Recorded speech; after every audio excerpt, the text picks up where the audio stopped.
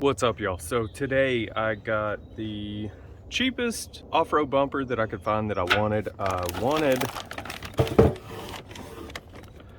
the pod lights and I wanted the mounting brackets. I would have liked to have had the attachment to where you can put the swing tire on there, but whatever, this is the cheapest that I found.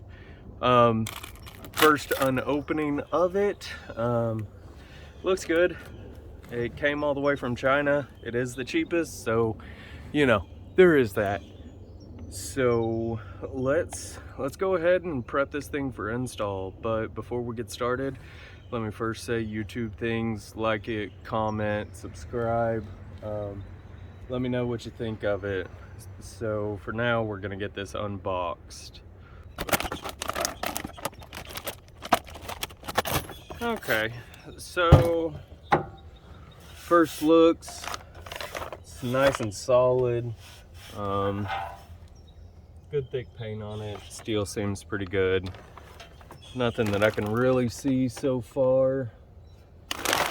No, it looks really good. So what I'm gonna be doing with this today is I'm gonna be changing out the pods for LEDs, and I am sick and tired of having a 7-prong attachment down here, so I'm gonna put it right here. So we're gonna be drilling a hole out for this, making sure that everything fits with it, and we're gonna be putting this tucked in here. So yeah, no, it looks good. Wires just need to be wired up, so I'll show you how to do that. It comes with these instructions. They are wet because of me, not because of what they did. So, got the first page, tells you what all comes in. Ooh, hopefully those come with it. That'd be pretty nice. Nice little start out. But you're gonna need 10 mil ratchet and wrench. And then that's the full instruction layout on how to do this. I'm gonna make another video on, actually putting it all together. So what you're gonna need for just doing the install prep, you're gonna need a drill because of this. I'm going to be testing out another cheap Amazon product, and it's this metal hole saw kit. First time opening it, gonna be first time using it, so we'll get to check this out and see how this does. Hopefully it does really good. I'm gonna have the link in the description below for all of this stuff. But yeah, that's it. So I'm gonna show you how to wire up these connectors the way that I do it. Everybody's different. I'm gonna show you how to install these pods and install this. So, have fun, let's get to it. Most of this is gonna be a speed up unless I need to talk about something. So enjoy.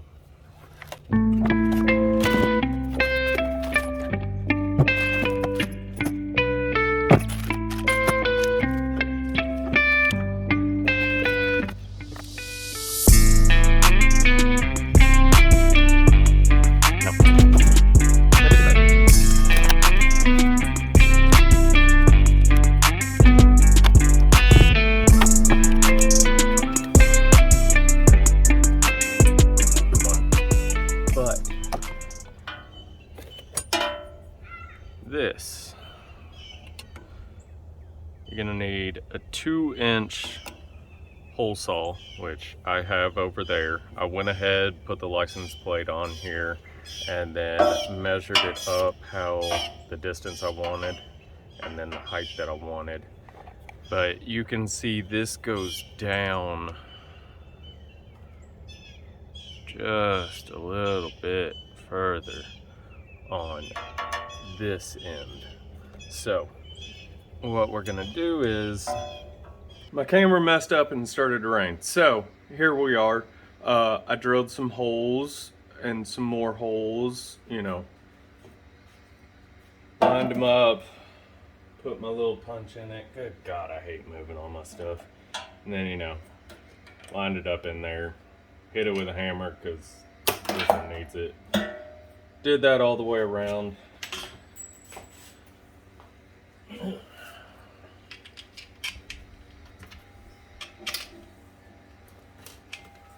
Then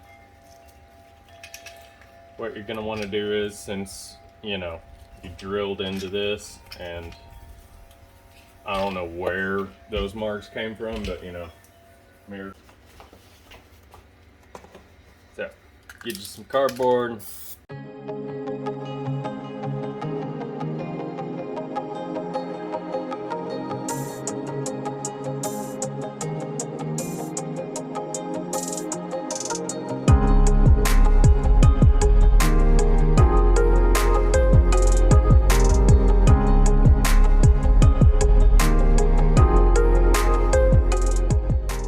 So while that's drying, we're going to be doing this. I realized what it was. It's just the tab. There's either you cut this tab off or cut that tab off, depending on what side. See how it's got the notch down here and the notch down here. So if we want this one to be on this side, we're going to want to keep this notch, so we're going to chop this. It's going to fit perfect. Good. So we have this side, now we're going to chop this side. And then boom, baby. Look at that. It fits. I was complaining for a completely valid reason altogether. Yep, that's what that was. So, set those off to the side until it's time to put them up, wire them up. We're going to let this dry for a little bit. Okay, so because I'm OCD, I'm gonna have this set of connectors. I'll have that in the link in the description, and these shrink tube things, but you don't need to have that. So what I like to do with my wiring is, you're gonna want this 20 gauge for these tiny wires. I like to have these being the hot side on the light. So that way, if you ever need to unplug this, you have a shielded hot. So literally you can just unplug it and be completely safe, honestly. Or you can just tie it up with some electrical tape.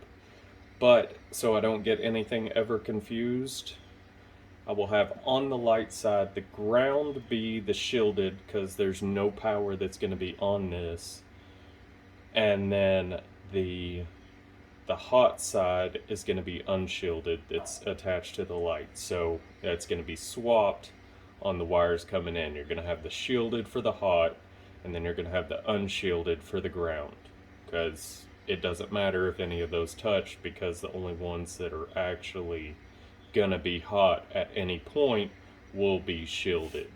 So that's what we're gonna do there. So we're gonna be doing that, and I'll let you watch along.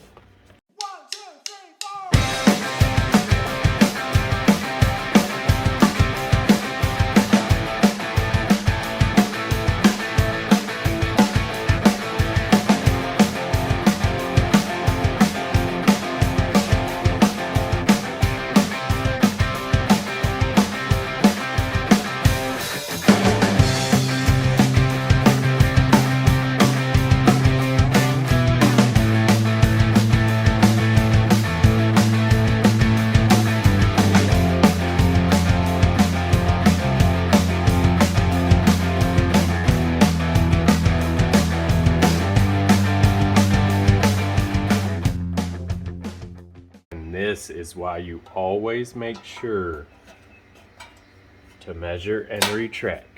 There you go. So that's in there.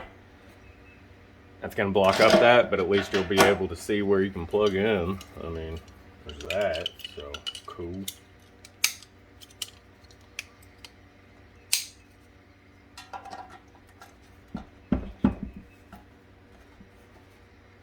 And then there we go. So that is all done. I'll just need to make sure it goes washer, lock washer, and then nut at the very end. So I'm going to be tightening up all of those. It looks really solid. I like it. I need to get the license plate mounting. Not too bad actually, because I like that it has those. I think I have some laying around here somewhere.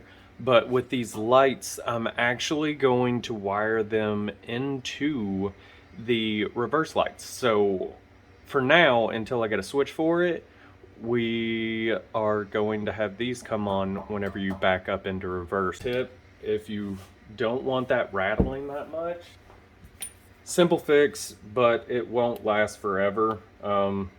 What you could do is you could get some big shrink wrap sleeves, put that on there, heat shrink it. I think they have some tougher stuff whenever you get up into the bigger diameters.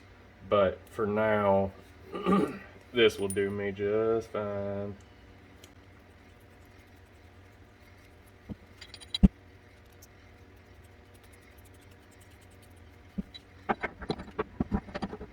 And if you didn't know, this is as long as you got the right size. There we go. Now, it's in there a lot more snug. I like that. Simple thing. If it ever starts to get loose, just rewrap it. Whatever. And then it looks like you're gonna have to have some nuts and bolts for that. You can go to Fastenal, get something real easy. That should just be a 10 mil Phillips cone style screw.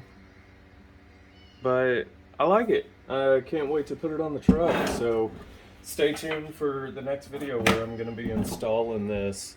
Like it, comment, subscribe. Let me know what you think. It'll help me out and you'll be able to see how I put this crap on. And stay tuned for my next video. You can't forget this. It's the terminal grease. What you're going to want to do is say, screw this thing, hardware store, and get this. This is dielectric grease. It helps protect your terminals and everything from water and mud and dirt and everything getting up in there like that. So before you install this on your truck, literally fill it. Just halfway up on there, just fill it. You can never have enough, and it'll always keep it nice and watertight in there. So do that. And in there you can put a little bit, you don't need a ton of it, but it helps the connectors, it keeps them protected, and helps them slide on a little bit better. And then with this one, just put it on the one that sticks out. So put it on that one that sticks out, and then put it on the other three that would be going into that. So that'll help keep water and stuff out of that. Also, because what you're gonna have to do with this, will show you, but you're gonna be plugging that into where the bulb is, so you're gonna wanna coat that also with some dielectric grease. Just coat everything that has a connector to it. That's your safest bet. Coat it all. It's gonna get muddy. So, there you go. There's your tech tip.